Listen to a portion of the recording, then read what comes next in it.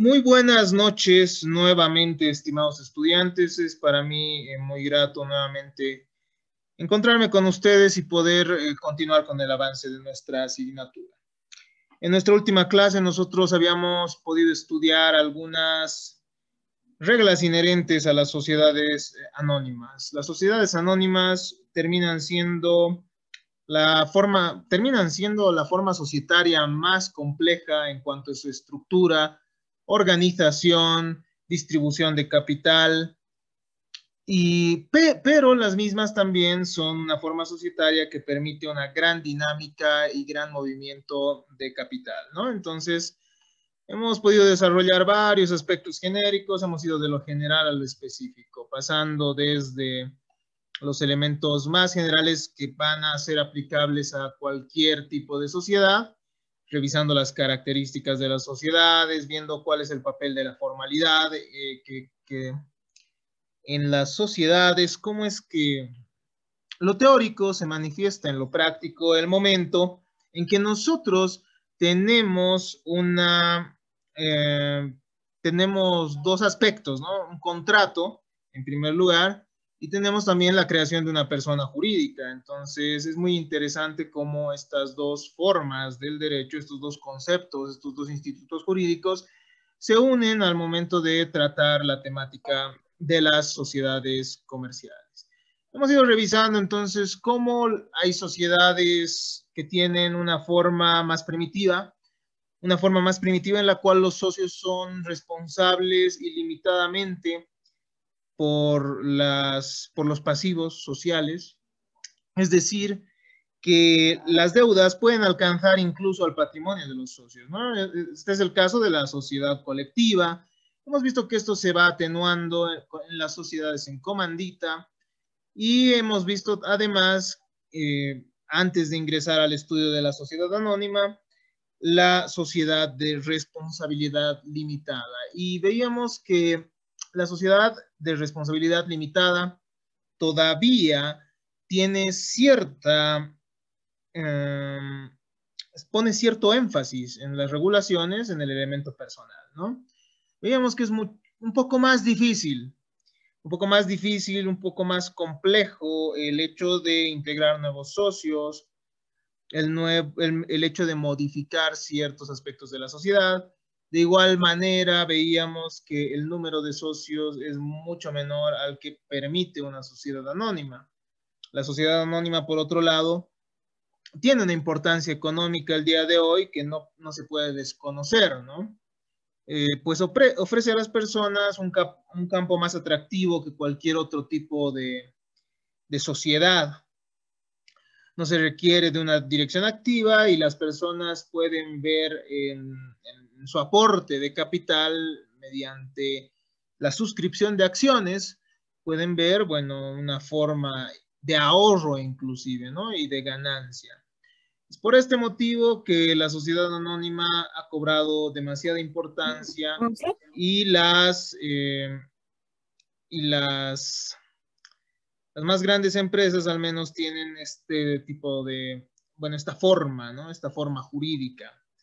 La empresa, como ya habíamos visto en algún momento, es la actividad social, la actividad económica, mejor dicho, que se va a ir desarrollando por el hombre, ¿no? Y que le puede llegar a generar réditos. Pero la forma jurídica que toma la empresa es la de la sociedad o también la de una empresa unipersonal, ¿no? Y ustedes han podido ir viendo de a poco que las formalidades exigidas para que el comerciante sea considerado tal, sea unipersonalmente o sea como sociedad, eh, son diferentes a las de una persona común y corriente, ¿no? Entonces hemos pasado por varias temáticas, ha sido exhaustivo el estudio que hemos desarrollado y hemos llegado a este punto, ¿no? Al de la sociedad anónima, revisando varios aspectos como su historia, una historia que tiene antecedentes no solo en el derecho de corte romano-germánico, sino también tiene antecedentes en el derecho anglosajón, ¿no? En el derecho anglosajón. Y la misma hemos visto que puede constituirse de diferentes formas. Una puede ser por un acto único intervengan los fundadores o también mediante una suscripción pública, con la intervención de un banco, veíamos, cumpliendo ciertas formalidades, ¿no? En las cuales los accionistas acudirán al banco ante la convocatoria pública para posteriormente reunirse en la Junta General Constitutiva. La Junta General Constitutiva en la cual se va a materializar esa voluntad de la cual nos hablaban los teóricos alemanes, ¿no? Aquella voluntad que va más allá de la voluntad individual de cada uno de los que interviene en la misma. Hemos visto que esta Junta General Constitutiva tiene ciertas facultades establecidas por ley y es en este instante en el que se va a formar la sociedad anónima, ¿no? Hemos revisado además algunas peculiaridades, qué es lo que pasa, por ejemplo, con los promotores, qué es lo que pasa con los bienes, es decir, con los aportes en especie y no así en dinero. Nosotros veíamos que la aprobación del valor de estos y la aprobación también de los pasivos que llegue a tener la sociedad con los promotores, perdón, y bueno, respecto a otros gastos, se decidirán en ese acto constitutivo. Hemos analizado también el capital social, ¿no? Y la sociedad anónima pone mucho énfasis en el capital más que la sociedad de responsabilidad limitada, ¿no? La sociedad de responsabilidad limitada, veíamos, tiene todavía mayor, demuestra mayor interés, no interés, no sería la palabra indicada, demuestra que el elemento personal todavía termina siendo más importante, ¿no? Hemos desarrollado además la diferencia entre el capital, ¿no? Bueno, los diferentes tipos de capital que pueden presentarse en una sociedad anónima, el capital social o el capital suscrito, que es la suma de acciones que los integrantes han prometido adquirir y pagar. El capital pagado, que es el dinero, el patrimonio efectivamente, bueno, no, los bienes patrimoniales que efectivamente van a ingresar, ¿no? A la sociedad, van a ingresar a ese patrimonio de la sociedad. Y hay un capital autorizado que permite que la sociedad anónima pueda aumentar constantemente pueda aumentar las acciones, ¿no? Permite que las acciones, bueno, el capital social vaya aumentando, ¿no? Hasta ese límite, hasta el límite del capital autorizado, sin tener que cumplir con mayores formalidades. Habíamos hablado también del patrimonio social, que es diferente al capital social. El patrimonio está compuesto por los elementos activos y pasivos. El capital, por otro lado, está compuesto por los aportes, ¿no?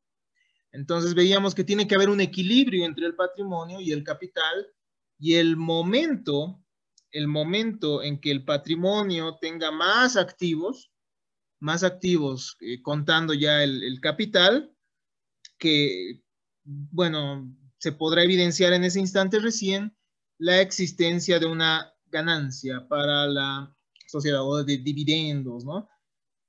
A ver, deben existir siempre entonces valores activos que se contrapongan al capital, decíamos, y por lo menos lo tienen que igualar. Mientras esto no ocurra, no se puede pensar en la existencia de excedentes sobre el capital aportado. Hemos hablado también de un fondo de reserva que se aplica de manera muy similar a la sociedad de responsabilidad limitada. Y en nuestra última clase ya desarrollábamos el tema del aumento del capital y veíamos que el mismo puede realizarse de diferentes maneras. Veíamos en primer lugar que los sistemas para aumentar el capital son diferentes en diversos países, ¿no? En algunos países aumentar el capital requiere modificar el acta de constitución, pero en otros países como el nuestro tenemos ese capital autorizado que nos permite ir aumentando la cantidad de acciones que van a ingresar al mercado y que bueno, sobre las cuales nosotros ya hemos visto que los accionistas tienen preferencia, ¿no? Los accionistas de la sociedad que va a lanzar más acciones para incrementar ese capital. Veíamos además que el aumento puede realizarse de manera pública, mediante una suscripción pública también, ¿no? Y veíamos que esto se va a realizar mediante la autorización de la entidad correspondiente. En realidad lo haría Fundempresa y ASFI. Hemos revisado entonces estos aspectos.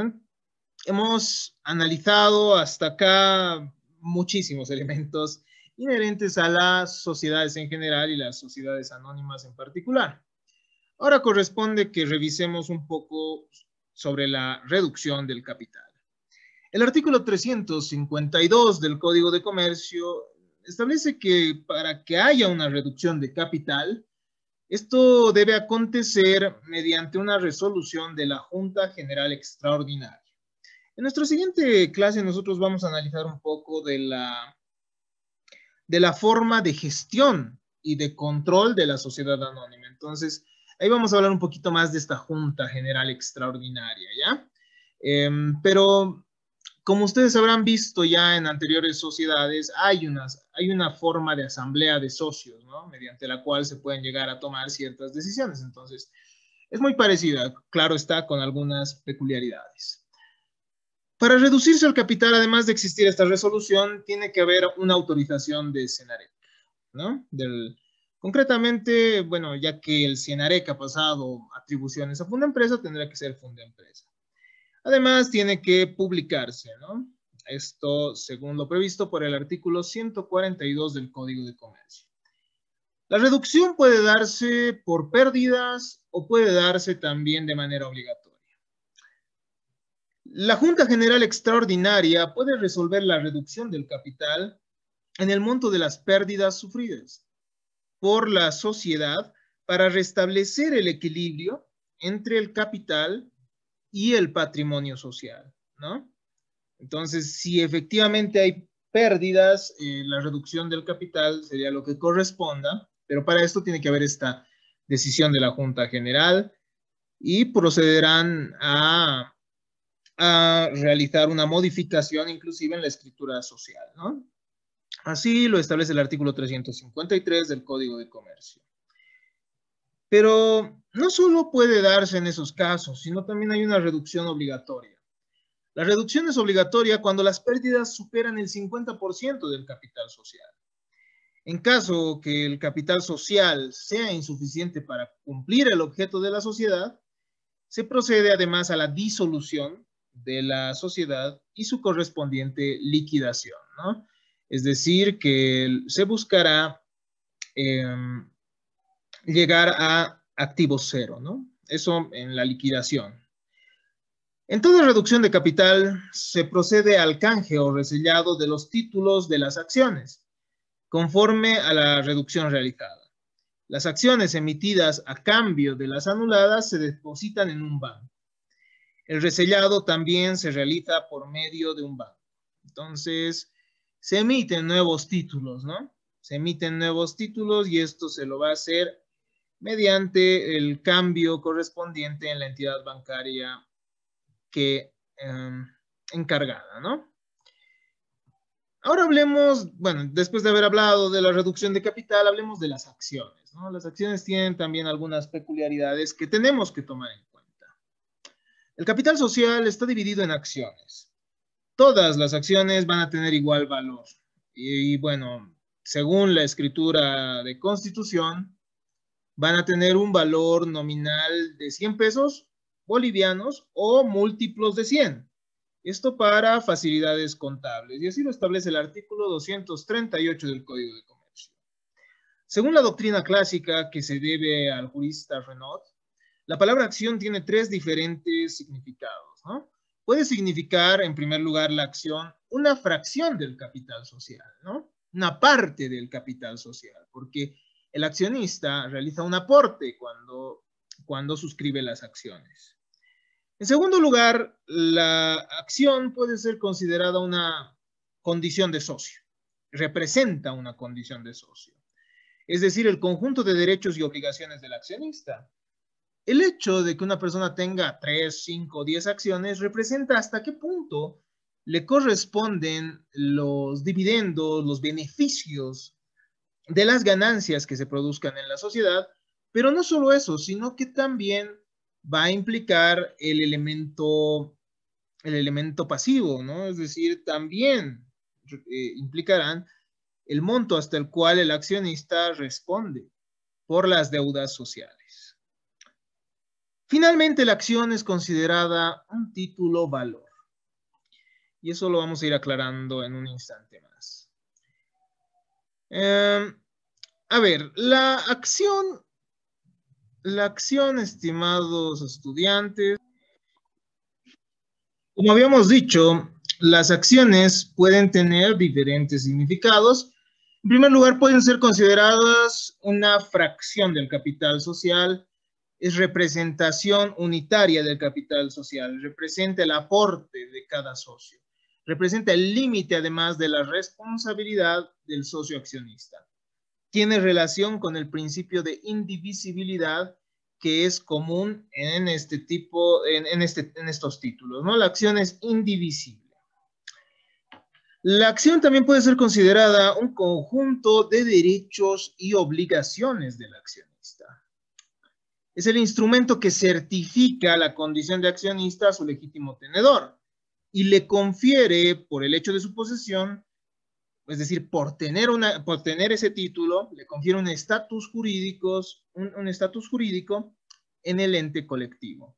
Entre esos derechos que le confiere el hecho de el poseer el título, entre estos derechos encontramos el intervenir en las juntas generales con derecho a voz y voto.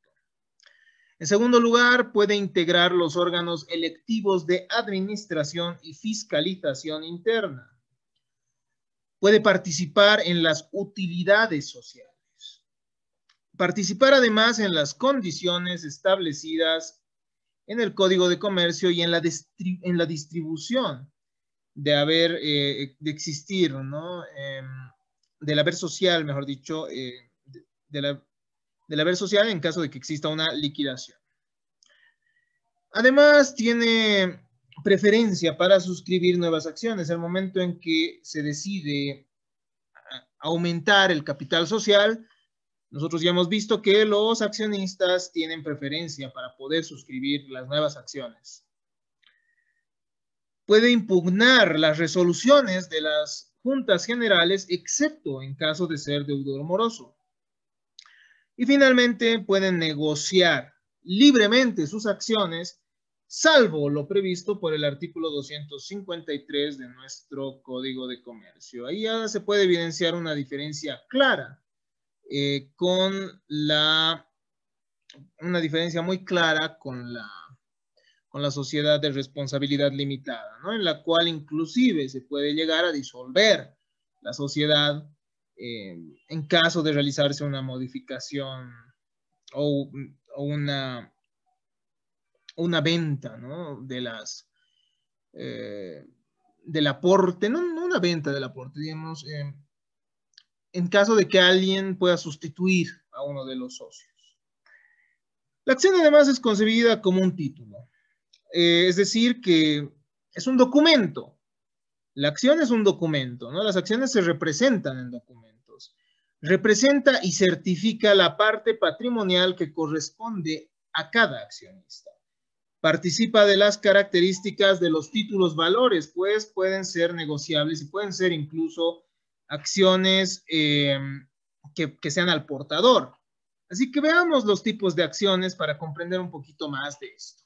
Las acciones pueden clasificarse desde el punto de vista de la titularidad y condiciones para su transmisibilidad o disponibilidad, y también atendiendo al derecho que confieren a su titular.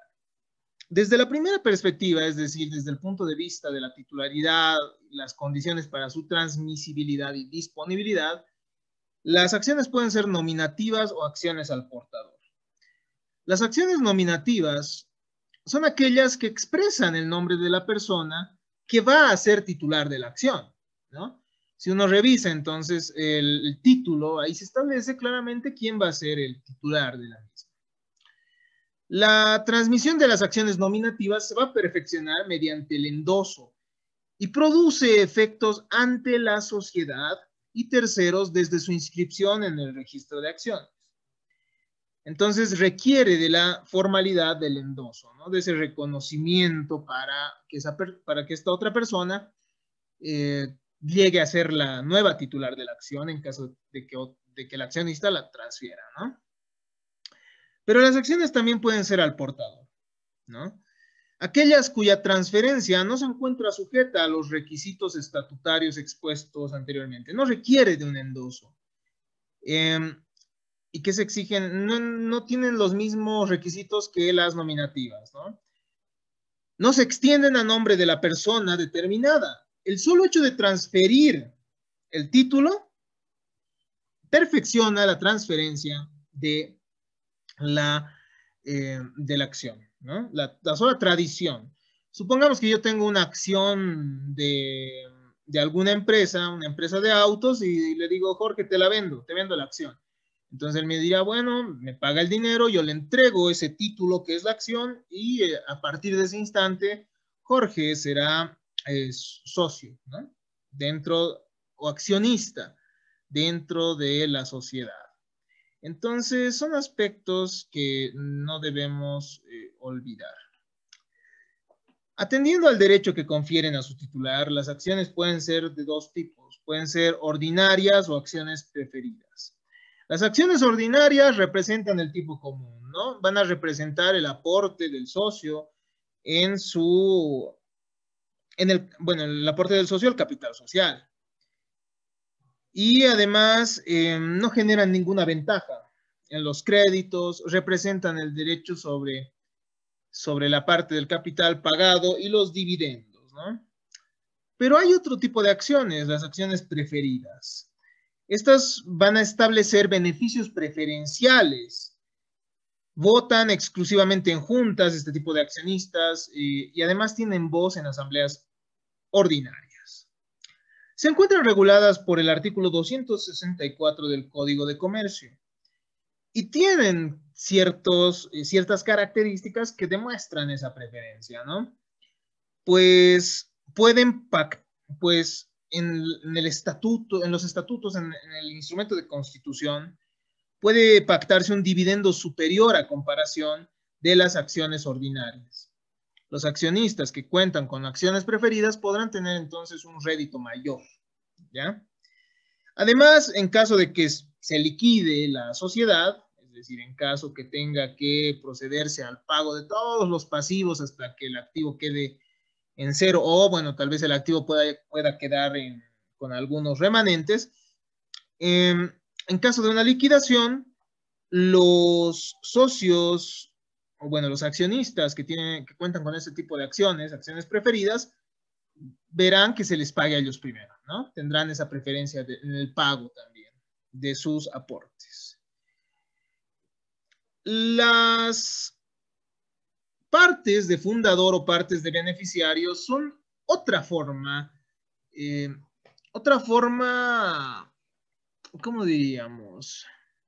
Son otros títulos, pero que no son lo mismo que la acción, ¿ya? Hay otros títulos que son las partes de fundador o las partes de beneficiario, que son títulos distintos a las acciones, en los cuales los cuales atribuyen a quienes han invertido en la preparación y fundación de la sociedad una recompensa a sus servicios, ¿ya?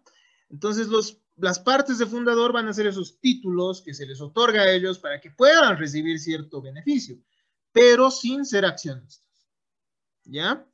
O también al beneficiario. También puede atribuirse durante la vida social, entonces es más concreto denominarlos partes beneficiarias, que comprenden los títulos con motivo de fundación o ulteriormente durante el funcionamiento de la sociedad. La sociedad entonces puede decir, te voy a dar un bono.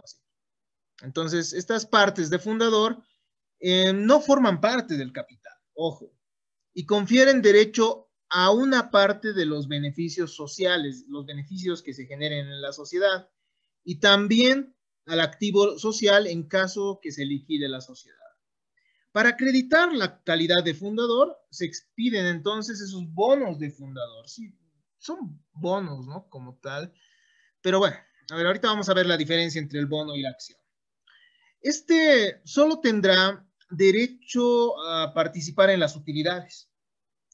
Los bonos no dan derecho a intervenir en la administración, eso es una diferencia sustancial con la acción, ¿no? No pueden convertirse en acciones tampoco estas partes de fundador, estas partes de beneficiario. No pueden convertirse en acciones ni representar participación en el capital social, ¿no? Esto no implica entonces que el que tenga esta parte de fundador o parte de beneficiario esté obligado junto a los socios, ¿no? Cuando lo estipule la escritura social o los estatutos, pueden emitirse bonos de participación en favor de los trabajadores también, ¿ya? Estos bonos son intransferibles y sus derechos caducan con la relación laboral. Así lo establece el artículo 282 del Código de Comercio.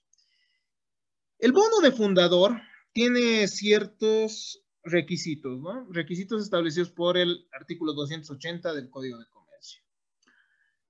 En primer lugar, tiene que contar con la mención de bono de fundador, es decir, tiene que establecerse que es un bono de fundador, inserto en el texto del documento. En segundo lugar, tiene que encontrarse la denominación de la sociedad, el domicilio, la duración de la misma, el capital social, fecha, número de inscripción en el registro de comercio. Debe indicarse el número del bono y la indicación del total de los bonos que han sido emitidos. Asimismo, debe establecerse la participación en las utilidades y el tiempo durante el cual tiene que ser pagado este bono, ¿no? Finalmente, debe contener el lugar, la fecha de emisión, la firma de los directores o administradores autorizados. Miren, más allá de este bono de fundador, más allá de estas denominadas partes de beneficiario, hay la posibilidad que una sociedad emita bonos, ¿no? Cuando una sociedad anónima tiene necesidad de fondos adicionales y a largo plazo, se ve en el caso de tener que decidir entre la emisión de acciones adicionales de capital o de obtener préstamos expidiendo evidencia del adeudo en forma de bonos, ¿no? La sociedad entonces podrá decir, tú me das dinero y yo te doy este bono, con el cual tú vas a tener derecho a un interés. Pero aquel que tiene un bono no es accionista, ¿no? Entonces la sociedad anónima tiene dos posibilidades. Lanzar acciones al mercado para que puedan suscribirse por nuevos accionistas o por los anteriores accionistas, o tiene la posibilidad también de emitir bonos para que estos ingresen al activo de la misma, ¿no? Bueno, para que el dinero, bueno, para que haya liquidez, ¿no? También va a haber un pasivo, obviamente, ahí, es decir, va a haber una deuda. Una emisión de bonos es un tipo de deuda a largo plazo en que la sociedad se compromete a pagar intereses periódicamente y reintegrar el capital en una fecha determinada. Es un documento escrito que comprueba el derecho de una persona de hacerse pagar una causa determinada de dinero o a existir una prestación determinada. Así lo establece Henry Capitán. De Sola Cañizares, por otro lado, nos dice, es lícito que las sociedades formadas por acciones puedan emitir títulos distintos de las acciones que, sin formar parte del capital, confieren el derecho a percibir un interés y también el reembolso de su valor. El artículo 642 de nuestro Código de Comercio establece que los bonos o debentures son títulos valores que incorporan una parte alícuota de un crédito colectivo constituido a cargo de la sociedad o entidad emisora. Entonces, van a contener ahí un crédito, ¿no? A favor de la persona que tiene el bono. Los debentures devengan un interés que es proporcional a su valor y que consta en el título. No es lo mismo un bono que una acción, no olvidemos aquello, ¿no? La acción es el título que acredita que una persona tiene aporte en el capital social de la sociedad, pero el bono demuestra un crédito, demuestra y acredita que una persona tiene un crédito respecto a la sociedad. La acción, bueno, ¿cuáles son las diferencias? En primer lugar, la acción representa una fracción del capital efectivamente aportado por los socios y se haya registrado en el activo de la sociedad, ¿no? Está dentro del elemento activo, dentro de incluso en la contabilidad, entre los activos. Los bonos, por otro lado, son un derecho o una creencia sobre el patrimonio de la sociedad. Es decir, que quien tiene un bono es acreedor de la sociedad. Entonces, para la sociedad esto no será un activo, va a ser un pasivo. Significa que la sociedad debe, ¿no? La acción representa una parte del capital en las sociedades anónimas. Es esencialmente negociable. Entonces uno puede negociar su acción, nosotros ya hemos visto, ¿no? Pero el bono no se puede negociar ni transferir. El bono siempre tiene preferencia respecto a la acción sobre el activo social. El bono produce además un interés, se tenga o no ganancias. Es decir, la persona que tiene el bono, que es acreedora mediante ese bono, va a recibir los intereses pese a que la sociedad tenga pérdidas. Pero la acción solo va a generar dividendos, solo va a generar beneficios cuando los negocios de la sociedad también generen los mismos, ¿no? Los debenturistas no pueden intervenir en la gestión social, eso es importante, ¿no? Quien tiene un bono, el debenturista, no va a intervenir en la acción, en la administración, ya que no forma parte del elemento personal de esa sociedad. Solo podrá, claro está, controlar a la sociedad, ¿no? Mediante un representante que controle y evidencie que al final se le puede pagar ese bono. Los accionistas, en cambio, tienen voz, voto en las asambleas y en el gobierno de la sociedad, de acuerdo a los estatutos. Hasta acá entonces, estimados estudiantes, hemos podido ver que el tema de las acciones es un tema también complejo, ¿no? No es tan simple como un aporte y termina ahí. Estamos ante una forma del capital social propia de las sociedades anónimas, bueno, también de las sociedades en comandita simple por acciones, en las cuales existe esa posibilidad, ¿no? Que estas acciones puedan ser transferidas a cualquier persona. Sin embargo, no son lo mismo que un bono, ¿no? No son lo mismo que un bono y no son lo mismo que las preferencias que hemos podido revisar. Muchas gracias por su atención. Hasta aquí entonces nuestra clase del día de hoy, nuestra grabación del día de hoy. En caso de tener alguna duda, pueden pueden realizar las consultas que gusten en nuestra sesión sincrónica y también podrán realizar las consultas mediante el foro de consultas. Muchas gracias a todos ustedes por su atención. Hasta la siguiente grabación.